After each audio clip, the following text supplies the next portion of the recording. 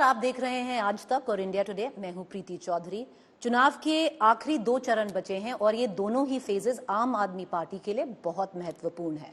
आम आदमी पार्टी खुद एक बहुत कठिन मुश्किल समय से गुजर रही है। पार्टी के मुखिया 50 दिन जेल में रहे, बस थोड़ी सी मोहलत लेके बाहर निकले हैं कैंपेन के लिए।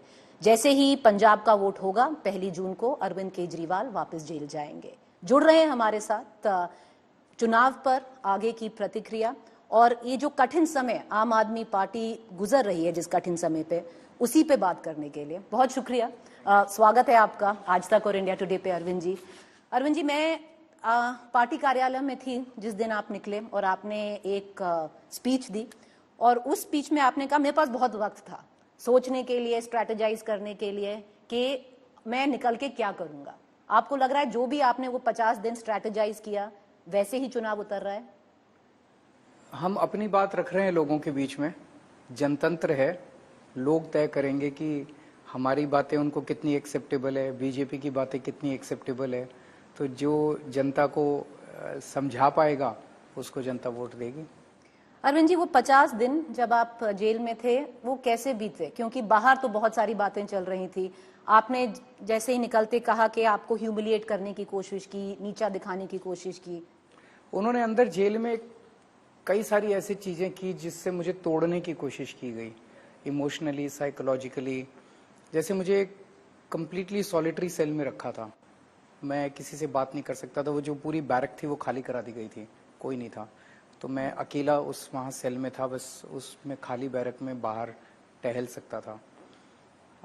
मेरे सेल में 2 सीसीटीवी कैमरे थे और वो सीसीटीवी कैमरों की फीड 13 ऑफिसर्स के पास जाती थी और वो 24 घंटे मेरे को मॉनिटर करे, और पीएमओ में जाती थी, उनमें से किसी ने बताया। और वो 24 घंटे मेरे को मॉनिटर करते थे, मैं कब उठता हूँ, कब खाता हूँ, क्या खाता हूँ, कैसे क्या करता हूँ, कितने बजे कितना टॉयलेट में जाता हूँ, क्या।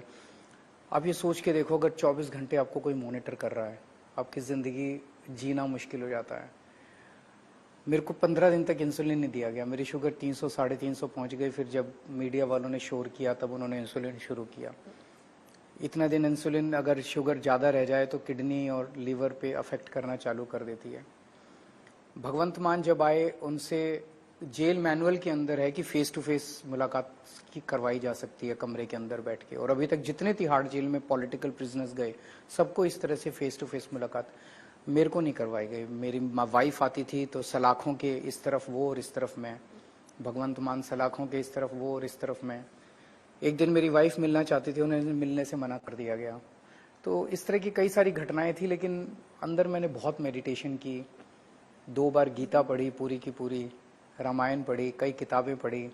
सो ये लोग मुझे तोड़ नहीं पाए। इनका मकसद था कि किसी भी तरह से, मेरे जो सिक्योरिटी गार्ड थे वो बताते थे कि उनको बुला बुला के पूछा जाता था सीएम साहब डिप्रेशन में तो नहीं थे, सीएम साहब रो तो नहीं रहे थे।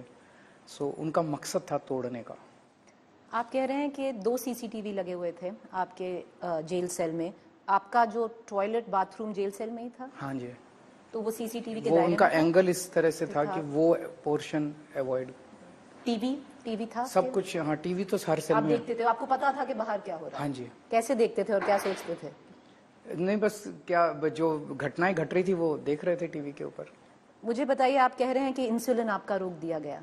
अरविंद जी, बाहर तो ईडी ने कोर्ट में कहा कि अरविंद केजरीवाल इतने आम खा रहे हैं जेल के अंदर कि वो जानबूझ के अपना इंसुलिन बढ़ाना चाह रहे हैं। एक चीज बताइए, फ्रूट्स अलाउड थे कोर्ट के, उसमें जो कोर्ट का ऑर्डर था, और जो मेरे को उसमें अगर आपके पास 15 पीसेस आते हैं फ्रूट्स के, उसमें अगर 2 छोटे छोटे पीस अगर आम के हैं तो उसको, और वो भी 30 दिन के अंदर अगर 2 बार या 3 बार आ गए तो वो मुद्दा है क्या?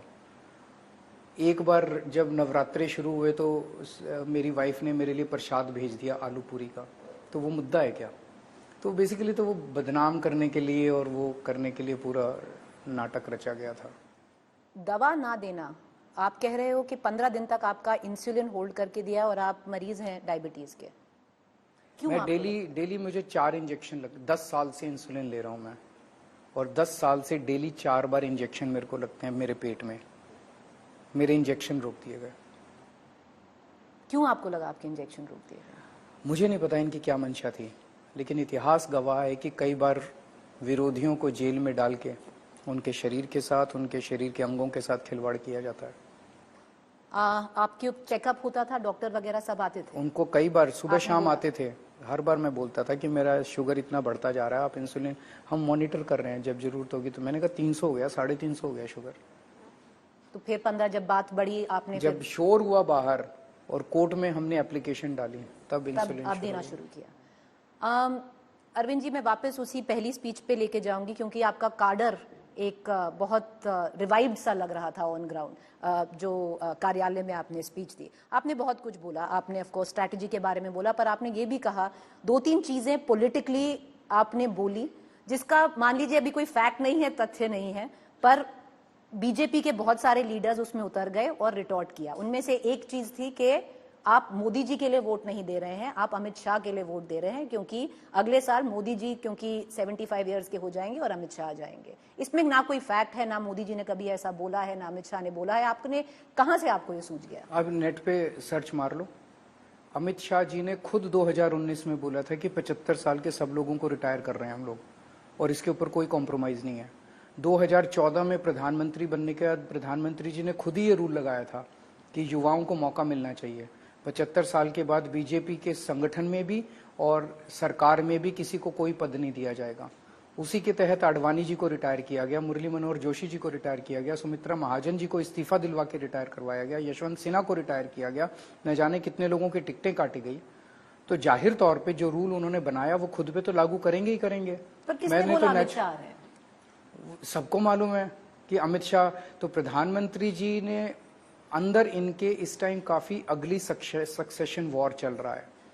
जिस तरह से प्रधानमंत्री जी ने एक एक करके सब नेताओं का पत्ता काट दिया है, शिवराज सिंह चौहान को भी हटा दिया, वसुंधरा राजे को भी हटा दिया, खट्टर साहब को भी हटा दिया, डॉक्टर रमन सिंह को भी हटा दिया, देवेंद्र फडणवीस को भी हटा दिया, योगी जी बचे हैं। योगी जी को अब सब लोग कह रहे हैं कि चर्चा घर घर में चर्चा है कि अब योगी जी को हटाया जाएगा, ताकि अमित शाह जी का रास्ता साफ किया जा सके सक्सेशन के लिए। योगी जी उसको लेके अंदर इनके काफी ज्यादा तनाव है पूरी पार्टी के अंदर, बिकॉज प्रधानमंत्री जी अमित शाह जी को बनाना चाहते हैं, बाकी पार्टी इसके पक्ष में नहीं है। पर अमित शाह जी ने तो साफ कहा है, जैसे आपका बयान आया, उन्होंने अगले दिन साफ किया कि मोदी जी ही प्रधानमंत्री रहेंगे। मोदी जी ने नहीं कहा ना, वो तो नॉर्मली होता है कि जितने भी चेले चपाटे होते हैं वो सारे कहते हैं नहीं नहीं हमारा नेता ही रहेगा, हमारे नेता ही। प्रधानमंत्री जी ने नहीं कहा मैं रहूंगा। प्रधानमंत्री जी ने अभी ये नहीं कहा कि वो रूल मैंने आडवाणी जी के लिए बनाया था, अपने लिए नहीं बनाया था। रूल तो रूल है, तो वो तो सब पे लागू होगा। प्रधानमंत्री जी या तो कह दें, अपने मुंह से कह दें कि मैं रिटायर नहीं होऊंगा, वो रूल मैंने आडवाणी जी के लिए बनाया था, तो जनता समझ जाएगी। दूसरी चीज आपने बोली और योगी जी ने उसके बाद में आके कसकर जवाब भी दिया, आप झूठ फैला रहे हैं जो आप कह रहे हैं कि योगी जी को मिनिमाइज करना चाहते हैं, उनका पत्ता काटना चाह रहे हैं। बाकी किसी ने खंडन नहीं किया इसका, किसी भी बीजेपी वाले ने आके खंडन किया कि नहीं योगी जी को नहीं हटा रहे, किसी ने खंडन नहीं किया। तो हो रहा है वो, और उत्तर प्रदेश के घर, उत्तर प्रदेश या पूरे देश के बच्चा बच्चा ये बात कह रहा है। मैंने मुखर होकर बोल दी, ये बात अभी तक दबी जबान में पूरे देश में चल रही थी। सवाल ये है अरविंद केजरीवाल जी, जिनको आप तानाशाह कह रहे हैं, क्यों तानाशाह बोलते हैं? क्योंकि देखिए आप भी तो बाहर ही आए हैं ना, बेल बाकायदा आपको कोर्ट ने दी है, मैं आपको इंटरव्यू कर रही हूं, आप आकर इस प्लेटफॉर्म में तानाशाह बोल पा रहे हैं, तो कैसी तानाशाह? मुझे खुशी है आपने ये बात कही। कल मैंने कुछ टीवी चैनल्स को इंटरव्यू दिए जी, उन इंटरव्यूज को ब्रॉडकास्ट नहीं करने दिया गया। पीएमओ से फोन चला गया, केजरीवाल के इंटरव्यू नहीं चलाओगे। ये तानाशाही नहीं तो और क्या है? देखिए हम तो कल नहीं, आपने हिम्मत दिखाई, मैं आपको दाद देता हूँ, मैं आपको बधाई देता हूँ, सलाम करता हूँ आपको, लेकिन मैं आपको सच बता रहा हूँ कि कल मैंने टीवी चैनल्स को इंटरव्यू दिए, वो टीवी चैनल्स के इंटरव्यू चलने नहीं दिए गए। अब मैं ओवरऑल, आपने कहा तानाशाही कैसे है।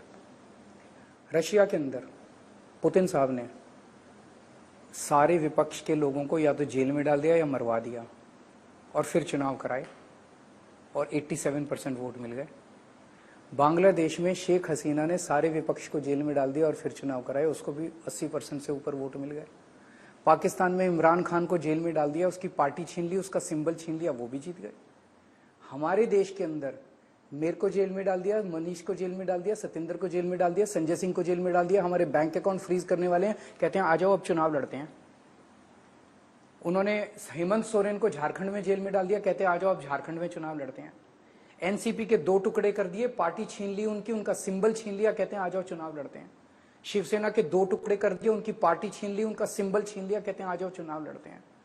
अगर ये जीत गए, मैं आपको गारंटी लिख के दे सकता हूं। तो सब कुछ बीजेपी ने किया है, इन पार्टीज ने कुछ नहीं किया है। और किसने किया? किसने तोड़ा इनकी पार्टी को? किसने तोड़ा? वहां के एक बारी अगर ये जीत गए, कोई पार्टी अगर एक एकनाथ शिंदे थे तो एक अजीत पवार थे। अगला टारगेट ममता बनर्जी की पार्टी होगी, स्टैलिन की पार्टी होगी, पिनरे विजयन साहब की पार्टी होगी। इन सब पार्टियों को खत्म करके, सब नेताओं को जेल में डाल के फिर ये चुनाव कराएंगे। 90% वोट मिल जाएंगे इन लोगों को। इस तानाशाही से देश को बचाना है। आप जब जेल में थे, एक चीज तो आपने सोची होगी कि आपके साथ कौन साथ खड़े हुए। आपका काडर रोड पर था, हर आए दिन एक प्रोटेस्ट हो रहा था। ये भी सोचा होगा अरविंद जी कौन साथ नहीं थे। आपके अगर 11 एमपी हम देख लें, उनमें से जो लोकसभा के एमपी थे वो बीजेपी चले गए। रिंकू जो पंजाब से आपका एक लौता लोकसभा एमपी था।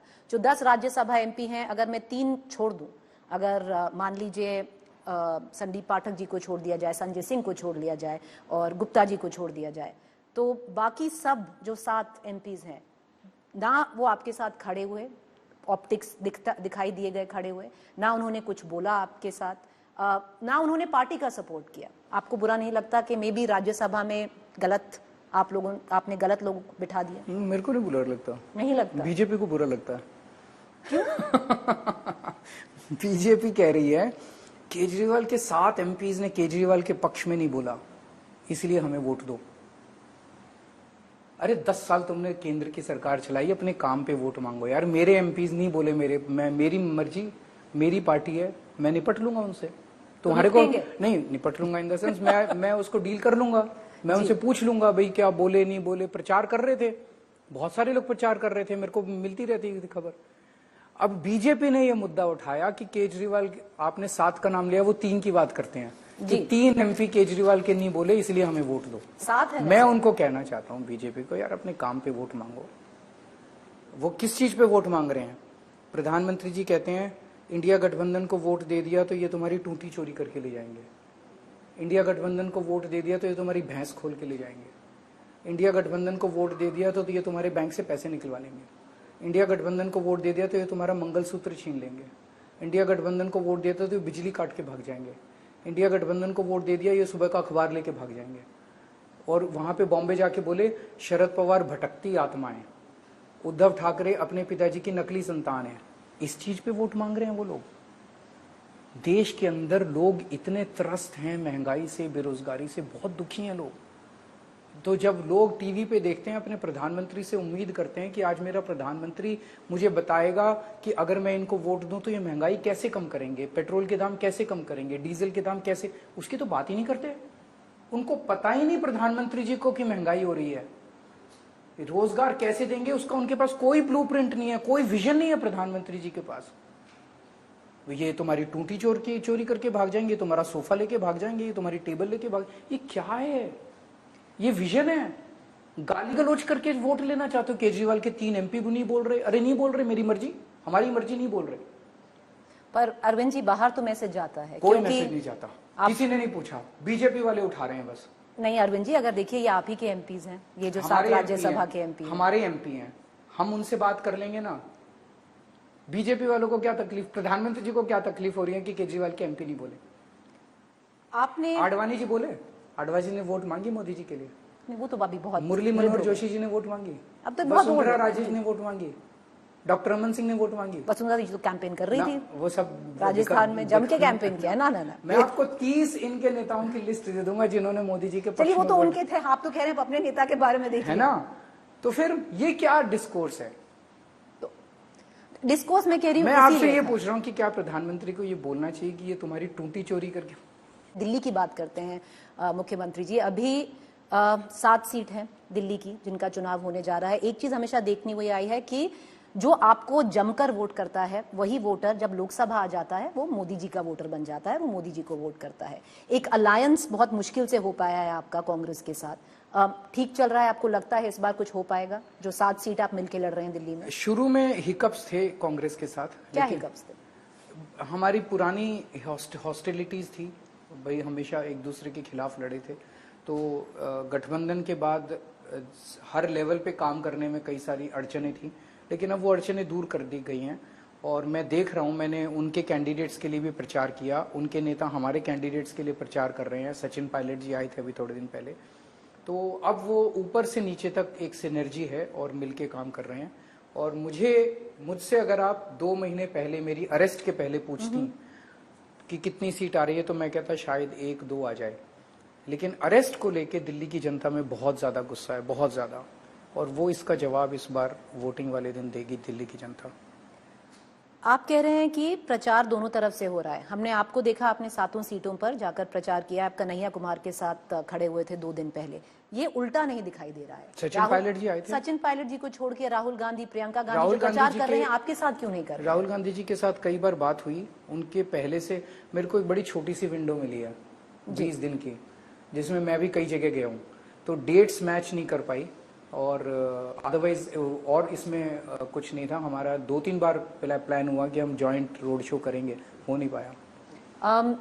थोड़ा सा तो अजीब लगेगा ना अरविंद केजरीवाल जी, जिस पार्टी की बिना पे आपने अपनी पॉलिटिक्स बनाई, अपनी पार्टी खड़ी करी, अब वक्त आने पर जाकर उसी पार्टी का बटन दबाएंगे आप, और वो आपकी पार्टी का बटन दबाएंगे। हमारे सारे जितने हम साथ हैं, हमारे सामने एक ही है कि देश को बचाना है और तानाशाही से बचाना है। हम नहीं चाहते कि रशिया की तरह, बांग्लादेश की तरह, पाकिस्तान की तरह हमारी डेमोक्रेसी खत्म हो जाए। अरविंद जी, एक बहुत गंभीर चार्ज है आपके पास कि अरविंद केजरीवाल जो तानाशाही की बात करे, जो देश बचाने की बात करे, जो महिला के पक्ष में बात करे, आज एक बहुत गंभीर चार्जेस लगे हैं उनकी पार्टी पर और उनकी एक अपने खुद के पर्सनल सेक्रेटरी पर अरविंद केजरीवाल इस बार चुप हैं। नहीं, मैंने तो बोला है भाई, 2 वर्जन है। मैं मौके वारदात पे तो था नहीं। 2 वर्जन है, एक स्वाति जी ने दिया है पुलिस को और एक विभव ने दिया है पुलिस को। पुलिस ईमानदारी से जांच करे, अगर ये सही है तो इनके पक्ष में, ये सही है तो इनके पक्ष में। न्यायालय में केस चल रहा है, मैटर सब जुडिस है, तो न्यायालय न्याय करे। ये गलत है तो इनको सजा मिले, ये गलत है तो इनको सजा मिले। इसमें चार्ज ये है अरविंद जी कि अरविंद केजरीवाल ने पहले ही पक्ष डिसाइड कर लिया है वो किसकी तरफ खड़े हैं, तो इसमें इन्वेस्टिगेशन का क्या है? क्योंकि जब कंप्लेन हुआ, मैं तो जज हूं नहीं, जज हैं, अभी आरोप हैं, तो आरोप के बिना पे आप ये नहीं तय कर सकते ये सही है कि वो सही है। तो जज तय करेंगे कि कौन सही है, और उसके बाद जो जज तय करेंगे उस पे। आपने अभी कोई पक्ष नहीं लिया? मैं पक्ष नहीं लेना चाहता, जो सही है उसको न्याय मिलना चाहिए। जो अभी कैंपेन है, आपको लगता है ये एक मुद्दा बन पाएगा कैंपेन का, या ये कैंपेन मोदी फैक्टर बनाम अरविंद केजरीवाल सिंपैथी फैक्टर होगा दिल्ली और पंजाब में? देखिए, कल जिस तरह से इन्होंने किया कि मेरे बूढ़े और बीमार माता पिता को निशाना बनाया, ये शायद भारतीय राजनीति में पहली बार हुआ होगा। राजनीति में नेता तो आपस में लड़ते थे, पार्टियां तो आपस में लड़ती थी, लेकिन किसी के बीमार और बूढ़े माँ बाप को नहीं खींचा जाता था। तो क्या मैं मोदी जी से पूछना चाहता हूं, आपको लगता है कि मेरे माँ बाप गुनहगार हैं? मेरे माँ बाप से वो पूछताछ करवाना चाहते हैं, पुलिस पूछ जाता है कि क्या मेरे माँ बाप, बूढ़े माँ बाप गुनहगार हैं किसी चीज के? उनसे कहना चाहता हूं कि मेरे माँ बाप को प्रताड़ित मत कीजिए, ऊपर वाला देख रहा है। पर इस अरविंद जी, अगर हम पीछे जाएं, एक आपका ट्वीट है, उसमें आपने बोला है जब मोदी जी अपनी बूढ़ी माँ के कैमरे के सामने रहते थे, तब आपने बोला था ये अच्छी चीज नहीं लगती। अब बीजेपी कह रही है, आपने भी तो कल वही किया है। मैंने क्या किया? पुलिस पूछताछ के लिए आने वाली थी जी, पुलिस का मैसेज आया परसों शाम को कि टाइम दे दीजिए। हमने 11:30 का टाइम दिया। 11:30 बजे मैं अपने माता पिता को लेकर उधर कमरे में जा रहा था, तो मैंने तो पुलिस को बुलाया नहीं था। पुलिस आ रही थी पूछताछ। मैंने तो ये नहीं कहा कि लाइन में खड़े हो जाओ नोटबंदी के लिए। मैं तो नहीं लेके गया नोटबंदी के लिए उनको। आपके माता पिता से पुलिस ने की पूछताछ? वो आए नहीं फिर लास्ट मोमेंट पे, क्योंकि चुनाव का टाइम था, उन्हें लगा नुकसान हो रहा है। आखिरी 2 सवाल करूंगी अरविंद जी। अगर मान लीजिए कि बीजेपी फिर पार में आती है, आप वापस जेल जाते हैं, एक बहुत कठिन वक्त है ये आपकी पार्टी के लिए, पहली पॉलिटिकल पार्टी है जिसको अक्यूज बनाया गया है ईडी ने, तो आगे आप पार्टी का फ्यूचर कैसे देखते हैं? जनता तय करेगी। आम आदमी पार्टी अब 4 लोगों की पार्टी नहीं है। इस देश के करोड़ों लोगों की उम्मीद है आम आदमी पार्टी। इस देश के लोगों ने ऐसी कभी गवर्नेंस देखी नहीं थी। 75 साल के इतिहास में एक नेता बता दो जो कहता था मैं तुम्हारे बच्चों के लिए स्कूल बनवा दूंगा, मेरे को वोट दे दो। एक नेता बता दो जो कहता था मैं तुम्हारे घर के लोगों के लिए अस्पताल बनवा दूंगा, मोहल्ला क्लिनिक बना दूंगा, फ्री इलाज दे दूंगा, मेरे को वोट दे दो। फ्री बिजली दे दूंगा, 24 घंटे बिजली दे दूंगा, मेरे को वोट दे दो। अकेली पार्टी है। केजरीवाल इंपॉर्टेंट नहीं है, मैं रहूं ना रहूं, पर लड़ेंगे और छोड़ेंगे नहीं। लेकिन ये विचार जो है, ये गवर्नेंस का मॉडल जो है, ये अब सालों साल चलेगा और आप पीछे नहीं हटने वाले। मैं इंपॉर्टेंट हूं ही नहीं। मेरे को अगर ये फांसी पे चढ़ा देंगे, भारत 100 केजरीवाल पैदा कर देगा। आखिरी सवाल अरविंद जी, 4 जून को तो पता नहीं क्या होगा, वो तो जनता जैसे आप कह रहे हैं डिसाइड करेगी, पर बीच में भविष्यवाणी बहुत हो रही है कि इंडिया अलायंस का कितना आएगा, बीजेपी का कितना आएगा, एनडीए का कितना आएगा। अब जिन्होंने आपके साथ काम किया, प्रशांत किशोर, उन्होंने बोला 300 पार है बड़े आराम से, सातों की सातों सीट दिल्ली भाजपा लेके जाएगी। भविष्यवाणी करेंगे कुछ, और या जो चल रही है उस पर टिप्पणी देंगे? मेरा अपना असेसमेंट है कि बीजेपी 220 से कम रहेगी और इंडिया अलायंस को 300 के करीब मिल सकती है। और जो 7 सीट हैं आपकी दिल्ली में, जैसे मैंने कहा कि अगर आप मुझसे 2 महीने पहले पूछते तो मैं 1 या 2 बोलता, लेकिन आज मुझे लगता है कि 7 सीटें बीजेपी हारेगी। ये जो अलायंस दिल्ली में इस बार है, क्या 7 महीने बाद कांग्रेस के साथ फिर रहेगा? अभी हम केवल 4 जून की सोच रहे हैं। चलिए, वापस 2 जून को जेल जाना होगा। अब कैसे देखते हैं? पिछले 50 दिन कठिन रहे थे? कठिन थे, लेकिन स्वतंत्रता सेनानियों ने, मैं पढ़ रहा था, उनका पॉलिटिकल हिस्ट्री भी पढ़ रहा था अंदर बैठ के, जब भगत सिंह जेल गए थे उनके सामने तो कोई उम्मीद भी नहीं थी। जब जवाहरलाल नेहरू 10 साल वो जेल में रहे थे, गांधी जी कितने साल, चंद्रशेखर आजाद कितने साल जेल में रहे थे, मेरे सामने तो उम्मीद है कितनी देर, 1 महीना, 2 महीना, 5 महीने, 6 महीने, 10 महीने, 1 साल जेल में रख लेंगे, बाहर तो आना ही है, झूठा केस है। वो लोग जेल गए थे देश को आजाद कराने के लिए, हम लोग जेल जा रहे हैं देश को बचाने के लिए। चलिए देखते हैं कौन देश बचाता है और जनता किसको पिक करती है। थैंक यू अरविंद केजरीवाल जी, बहुत शुक्रिया, आपने आज तक और इंडिया टुडे से बात की, जो अंग्रेजी में कहते हैं let the best man win. Good luck. शुक्रिया सर, शुक्रिया।